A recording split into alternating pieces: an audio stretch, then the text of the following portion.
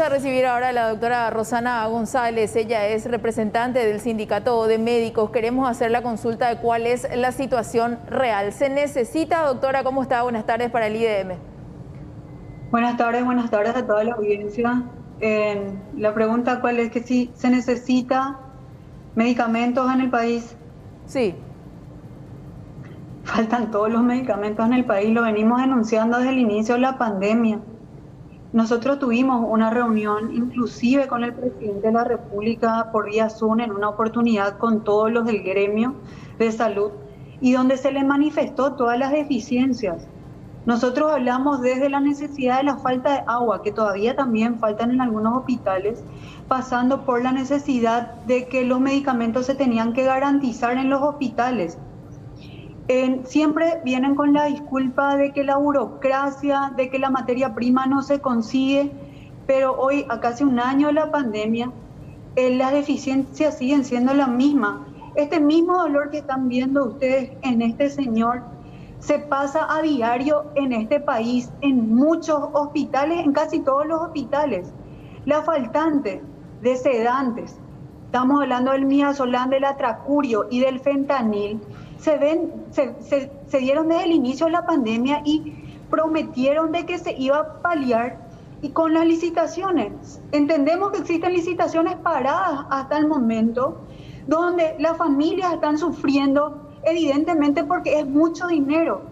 Si una familia promedio gana 1.800.000 guaraníes, ¿cómo va a solventar un gasto de 2 millones de guaraníes en terapia intensiva? Que es lo que está costando. Y si la pregunta objetiva o concisa a ustedes es preguntar si faltan medicamentos en los hospitales, sí faltan. Siempre faltaron desde el inicio de la pandemia, antes de la pandemia, y no cambió absolutamente nada. Hoy se ve mucho más agudizada con esta situación en que el dolor es mucho más fuerte, porque a sabiendas de que si se puede conseguir estos medicamentos, se le pudiera salvar a alguien, es bastante doloroso y están sufriendo las personas en los hospitales. Y les digo que no es solamente la clase pobre, porque muchas veces dicen, la clase pobre no está pudiendo comprar sus medicamentos, la clase pobre está muriendo, como siempre murió en este país. Pero hoy también la clase media, que gana más o menos 4 millones o 6 millones de guaraníes, tampoco está pudiendo solventar estos gastos porque es mucho dinero. Estamos hablando hoy de prácticamente tener que usar 50 midazolanes por día, 20 atracurios por día, donde eso ronda más o menos los 2 millones de guaraníes. Y también el gobierno no tuvo la capacidad de atajar el valor de estos medicamentos que se dispararon. Si antes costaban 7.000 guaraníes, hoy cuestan 15.000, y si antes costaba 30.000, hoy cuesta 60.000 guaraníes. No se reguló también este precio en el mercado. Entendemos que existe un libre mercado, pero los precios no pueden disparar de esta forma. Ahora, doctora, si no tenés recursos, si sos una persona de clase media para abajo y no tenés condiciones de comprar, ¿qué pasa con tu paciente que está en terapia intensiva, intubado, necesitando de esos medicamentos? Y se complica y se muere. Así se complica y se muere porque el paciente en terapia tiene que estar sedado más allá con esta patología. La función es que esté intubado, que el pulmón se recupere y el paciente tiene que estar sedado. No existe otra forma y no puede existir una respuesta del gobierno de que no existe nomás el medicamento, no existe materia prima. Es lo que estábamos diciendo entre unos colegas. Esto también se puede reflejar para la gente que tiene dinero y puede comprar y no encontrar en el mercado. Esto hace rato se tendría que haber garantizado ya, porque no es un problema de ayer lo que está contando este señor. Esto, y quiero que todas las familias, así como él hizo, que todas las familias que ya pasaron y hoy están pasando en la terapia, esta situación también cuenten. Esto no es de hoy nomás. Esto es una historia de hace mucho tiempo. Y no faltan solamente los sedantes, faltan también antibióticos. Los antibióticos, ¿qué pasan con los antibióticos? Los pacientes se infectan o se sobreinfectan y fallecen en la terapia también por complicaciones. Los antibióticos son provisionados de una forma no regular, o sea, se reclama, de repente llegan, es como que se regula para que cuando demasiado ya se esté reclamando de que falte, entonces se envía para no decir que no hay. Pero no es una constante. Hoy nosotros necesitamos que todos los hospitales estén dotados de todos los medicamentos para no dejar morir a absolutamente nadie. Eso es lo que nosotros pedimos también como médicos, como gremio de salud, hablando por todos, porque no es fácil estar en un lugar y saber que podés hacer muchísimo o podés hacer más por esa persona y tener limitaciones de no contar con los instrumentos o con los medicamentos que se necesitan. Existen también los sets que son para aspiración continua. Estos también son de donación, yo no sé hasta cuándo va a durar.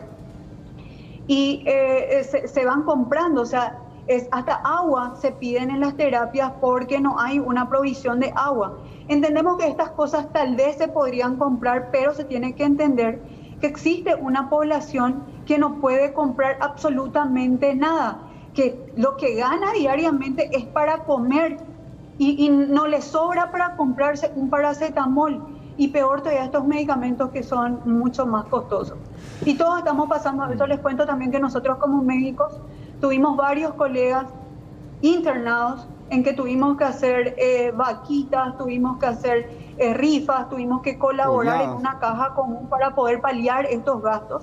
También los familiares de muchos amigos en que se recurre a eso, y eso que nosotros tenemos un sueldo más o menos bueno, y igual no podemos solventar estos gastos. O sea que, doctora, déjenos entender bien, ante la falta de medicamentos, ustedes son sometidos a una disyuntiva tremenda, porque están para salvar vidas y no es que hacen la vista gorda, sino que se sienten impotentes porque no pueden brindar ese auxilio pertinente, ¿no? Y se muere por falta de, sencillamente, administración de los insumos que tendrían que darse, ¿no?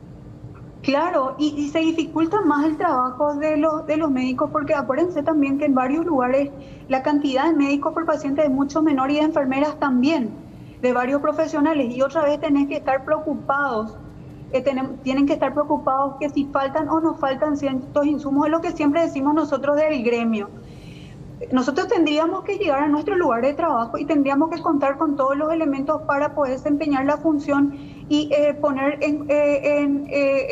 poder hacer lo que sabemos, pero con todos los instrumentos. Evidentemente que eso se dificulta porque tenés que estar preocupado en que el paciente tiene o no tiene, qué otras alternativas de medicación se le puede dar, que sabes que no son las ideales, pero se sigue luchando. Eso sí quiero que sepan, que todos los médicos luchan por el paciente, pero a veces no tenemos los instrumentos, en muchos lugares no tienen tomógrafos. Hace poco se arreglaron algunos tomógrafos, pero también no es una constante de que se le dé siempre un mantenimiento y llega un momento en que se descomponen y no contás con un tomógrafo dentro de un hospital. Entonces, estamos lidiando con falta de instrumentos de tecnología para poder hacer los diagnósticos, así como también medicamentos para poder tratar a estos pacientes. Y realmente es lamentable lo que hoy el presidente manifestó. Este es el país que hoy él está gobernando. El problema tendría que ser sentido por él.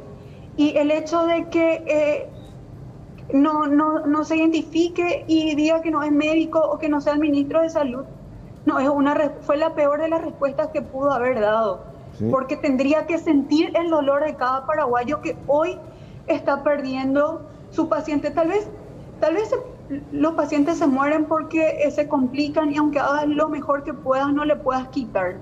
Pero la frustración es mucho más grande cuando vos sabés que pudiste haber dado más o pudiste hacer todo y no lo hiciste por falta de la cantidad suficiente de profesionales, por la falta de medicamentos. Doctora, o de diagnósticos. Doctora, la gente y así estamos trabajando y esto lo venimos reclamando hace mucho tiempo y no existen respuestas. Mingaguazú hasta hace poco nomás, hasta la semana pasada no tenían agua y venían pidiendo hace 120 días agua corriente, le estoy hablando. Y PS Paraguarí no tiene agua corriente tampoco. Entonces, ¿de qué es lo que estamos hablando? No le estamos pidiendo a los pescan que nos traigan de los Estados Unidos, aunque también tendríamos que tener, pero estamos pidiendo lo básico, estamos pidiendo antibióticos básicos como levofloxacina, cetriazona, vancomicina, meropenem, que puedan estar permanentemente dentro de la farmacia de los hospitales y que esa renovación se esté dando. Doctora, y que ninguna familia no esté lamentando la muerte de sus familiares por esto. Doctora, la gente también tiene que recurrir al contrabando, se tiene que hacer contrabando de medicamentos, por más que la frontera esté cerrada, para poder tener remedios para tu familiar. Y se está contrabandeando. Yo también cruzaría el río nadando si le tuviera a mis padres o si le tuviera a mis hijos dentro de la terapia intensiva. O sea, si el gobierno no te da una respuesta, y eso es lo que nosotros queremos escuchar del presidente. No es que se haga, y bueno, y si él no sabe, que le llame al ministro y le diga, bueno, denle una solución, y no solamente a este señor y a su familia, sino que a todos los paraguayos que están en esta situación, a todos, de la misma forma. Y que llamen a una reunión de carácter urgente, que le llamen al Congreso, que traten de priorizar el presupuesto, que vean con Cancillería, no sé, por algún modo de traer estos medicamentos básicos aquí, para que podamos tener instrumentos con que poder seguir peleando por cada paciente. Eso es lo que nosotros pedimos, y me parece muy bien que la población también se despierte y manifieste esto, porque realmente el dolor de ese señor a todos nos llega diariamente con todos los pacientes con que solemos tratar. Doctora, sinceramente, ¿ustedes creen en que se trata de una falta de materia prima o simplemente estamos hablando de que hubo nuevamente una comilona de plata sin pensar en las consecuencias? Yo no creo que sea una falta de materia prima. La pregunta es, ¿por qué las farmacias tienen? Las farmacias siguen vendiendo, ellos duplicaron los precios. Es muy lógico, ¿no? Y el ministerio no es capaz de comprar o no tener lote, o no pensaron, o nunca se tuvo un pensamiento a futuro de tener en los depósitos guardados. La gran pregunta es, las farmacias están contando con estos medicamentos, siguen vendiendo, y el ministerio prácticamente desde marzo no cuentan con estos medicamentos. O sea, evidentemente algo está sucediendo. Sí. Existe también una falta de coordinación total en los trabajos, o bien, como yo dije, están regulando nomás los medicamentos para que no se acaben de una sola vez, pero de que algo se está haciendo mal, se está haciendo, y se está haciendo muy mal. Y se tiene que buscar una pronta respuesta ya a esto. Y esto les digo que no va a terminar con la pandemia. Aunque la pandemia termine, esto lo venimos arrastrando hace mucho tiempo, donde esta realidad se vive en las terapias desde hace mucho tiempo, y no solamente en las terapias, en el hospital en general, en los lugares de internación, en los lugares donde se realizan estudios, donde se hacen diálisis, se vive esta realidad. Estuve en Concepción en el mes de diciembre, a finales de diciembre, y se estaban realizando 1/3 de las diálisis nomás en el IPS, porque no estaban contando con los instrumentos básicos para poder realizar las diálisis de pacientes. ¿Y qué pasa con el resto? ¿Qué pasa con el resto de los 100 pacientes que no se pueden dializar? Mueren. Y esa es la realidad que hoy vivimos, y tendrían que esos pacientes también y sus familiares llevar esa voz de protesta, exigiendo mejores hospitales, exigiendo que la provisión de medicamentos se dé, exigiendo que las ambulancias estén dentro de sus hospitales, para que nadie muera por falta de todo lo que estamos mencionando. Ahora, si la muerte tiene que llegar porque se hizo todo, se acepta. Pero si la muerte llega y no pudimos nosotros proveer los hospitales de lo básico, realmente también como paraguayos somos cómplices de esta situación. Doctora, es lamentable. Sabemos que el problema es estructural y que viene de hace mucho tiempo, pero más que nunca esta administración tiene un presupuesto que ninguna otra tuvo para disponer por lo menos de estos medicamentos que hoy la gente está reclamando. O sea, hay plata para comprar medicamentos, las farmacias tienen, pero en los hospitales no hay. Pero te digo, aunque no lo tuvieran, si me ponen en el lugar de alto rango como es el ministerio, yo voy a exigir que me den el presupuesto que necesito. O sea, si yo sé que en otros ministerios se están dando, y realmente los ministerios más importantes, y le doy esa importancia, aunque los otros ministerios critiquen al Ministerio de Salud, le tienen que dar la importancia, le tienen que dar presupuesto. Nuestro presupuesto no crece hace muchísimo tiempo. Llevamos 6, 7, 8 años sin que nuestro presupuesto, al contrario, nos recortan el presupuesto. Es lo que ahora sucedió con el presupuesto para el Hospital del Cáncer. Están recortando nuestro presupuesto en vez de aumentar. Tuvimos con la pandemia 500 millones o duplicamos el presupuesto, pero tampoco vemos cambios. Nosotros esperábamos grandes cambios en construcciones de hospitales, que se contrataran más personas. La contratación del personal por la pandemia se hizo por un fondo de emergencia. Estas personas que están trabajando trabajan el doble más que otras personas y no cobran ningún tipo de beneficio. Todos esos beneficios que ustedes están escuchando, que cobran los otros funcionarios, estas personas no cobran. O sea, lo que voy es que tenemos un problema grande, infraestructura, los insumos, la tecnología, el personal, la satisfacción del personal también, en que al final eso es lo que te da el resultado final de tener un paciente en buenas condiciones. Pintando todo este panorama y en vísperas del desembarco de las vacunas, ¿qué cree usted? ¿Que podría ser de alguna u otra manera un paliativo o ante esa situación sistémica donde falta voluntad, predisposición, las ganas y el empeño, otra vez estamos en vísperas de un fracaso? Ojalá que se den bien, se dé bien la campaña de vacunación, pero las 300.000 dosis evidentemente son insuficientes. Somos 70.000 funcionarios en salud, son 750.000 mayores de 60 años. Se tiene que organizar bien también esto. Esperemos que se dé sin pormenores, ¿verdad? Sin problemáticas, pero a lo que me preguntas, eso no resuelve el problema en salud pública. Absolutamente. Vamos a quitar una patología, pero las otras patologías siguen. El cáncer sigue, la insuficiencia renal sigue, los accidentes automovilísticos y de motocicletas siguen. Todas las problemáticas, la desnutrición infantil sigue. Todo sigue. O sea, en realidad tiene que haber un cambio en su estructura de lo que es el ministerio. Y no hablo solamente del presupuesto, porque vos podés tener también un presupuesto, pero ese presupuesto puede ser muy mal administrado. Es lo que pasa con la ejecución. Nosotros tuvimos un presupuesto, pero no se ejecutó absolutamente nada. Están todos parados supuestamente con las licitaciones que no se dieron. Entonces también necesitamos una buena administración y una administración honorable y una administración en la que nosotros creamos de que realmente nos están regalando los dineros otra vez a las empresas amigas. Tiene que haber un cambio estructural y también vuelvo a hablar de los profesionales. Se siguen contratando profesionales en todos los lugares, más todavía por el peso político. Los grandes líderes de los hospitales, que son los directores, siguen siendo cuoteos políticos. Y hasta que esto no cambie y sea por méritos, actitudes, desempeño, este país va a seguir siendo igual.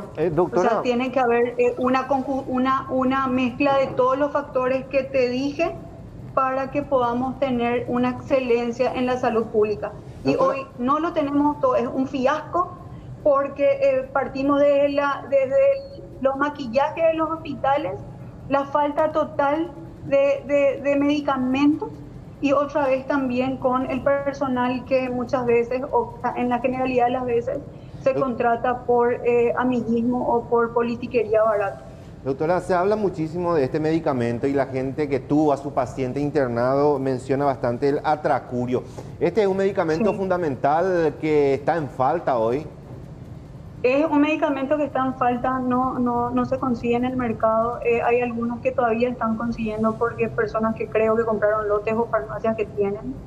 Y es lo que mantiene sedado al paciente, pero se pueden usar otros y se está utilizando hoy el midazolam, que también está en falta. En algunas ciudades tenemos compañeros que están pidiendo ya que se compra aquí en Asunción porque no están consiguiendo en sus ciudades. Y lo que estos sedantes, así como el fentanil, se usan para, como dije al inicio, mantenerle sedados al paciente que están intubados dentro de la terapia intensiva esperando la recuperación de sus pulmones por el COVID. Y recuerden también que estos medicamentos no están en falta solamente para los pacientes con COVID, sino que para todos los pacientes que hoy están en terapia, para todas las patologías, para el infartado, para los accidentes, para los pacientes que fueron intervenidos quirúrgicamente y necesitaron terapia. Doctora Este medicamento está en falta para todos. Y cuando ustedes formulan estos reclamos que obviamente están viralizados, están mediatizados, ¿cuál es la respuesta institucional de sus pares médicos? En el caso de Rolón Vicioso, por ejemplo, que es el que hace de bisagra, de nexo con ustedes los trabajadores de la salud. ¿Se apela siempre a excusas? Ellos siempre hablan de que la materia prima no se puede conseguir la materia prima, que la burocracia nos va a matar porque las licitaciones no son fáciles, que las empresas, eso también es otro punto importante, que las empresas no cumplen, se llaman a licitaciones y después o no se presentan a llevar los productos o al final desisten, ¿verdad? Entonces nosotros dijimos también como gremio en su momento de que tenemos que conocer quiénes son estas empresas que no están cumpliendo. Nos tienen que dar el listado y más, queremos conocer quiénes son los dueños y quiénes son los representantes legales de estas empresas. Y también se les tiene que castigar de alguna forma para que por un tiempo, no sé, indefinido, indeterminado o lo que sea, no participen más de ningún tipo de licitación. Esas son las excusas que ellos nos dan a nosotros. Pero no existe excusa, siendo que existen lotes circulando por ahí y la población en su desesperación de comprar trata de vender absolutamente todo para poder mantenerle a sus pacientes vivos. Y no estamos hablando de 5 días de internación, estamos hablando de pacientes que a veces están un mes internados con esta medicación o a veces más. ¿Y son medicamentos costosos, doctora? ¿Cuándo el promedio, ustedes que están con eso, tienen? El midazolam cuesta 15.000 guaraníes cada uno, pero se usa un promedio entre 40 y 50 midazolanes por día. En la mayoría también, acuérdense que depende de la dosis, depende del peso del paciente, y en la mayor parte de los casos los pacientes COVID son obesos. Evidentemente también se duplican la dosis, ¿verdad? Y estamos hablando más o menos de ese promedio de 700, 800 mil guaraníes por día solamente en midazolam, y se habla en Atracurio, que duplicó el precio, le estaba hablando que al inicio costaba más o menos 30.000, ahora cuesta 60.000 guaraníes cada ampolla, se usan más o menos 15 a 20 ampollas por día. Y rondamos los 2 millones de guaraníes solamente en estos medicamentos, sin sumarle que esté en falta el antibiótico o que te pidan agua o que pidan un kit o un set para aspiración. Bueno, y esto doctora, no puede pagar un paraguayo. Nosotros, yo te voy a decir, amigos médicos que estuvieron en terapia no podían solventar este gasto, y nosotros tenemos un sueldo. No es respetable, te diría, para un médico de 5 millones de guaraníes, y no se puede solventar. Bueno, doctora González, después de todo lo que significó este recorrido acá con los compañeros, como que estamos tan decepcionados, preocupados, y imagínate si uno le tiene a algún familiar, un paciente en terapia intensiva, intubado o lo que sea. Mucha fuerza y hay que seguir peleando. Y bueno, y así mismo, y a la población a despertarse, a reclamar los derechos, y el mensaje a nuestro presidente es que tenga mayor empatía con la población, que se ponga en ese lugar de dolor, una vez yo le había dicho a un presidente pasado, de que qué él haría que si todos los sanatorios se cerraran y solamente dependiera un hospital público. Medio que tomó en broma y dijo, no, igual vamos a ser atendidos acá. Y no es así. En realidad yo no le veo a ningún diputado, a ningún senador, a nadie de la cúpula del presidente internado en nuestros hospitales. Nadie quiere estar ahí, y todos tienen para solventar gastos.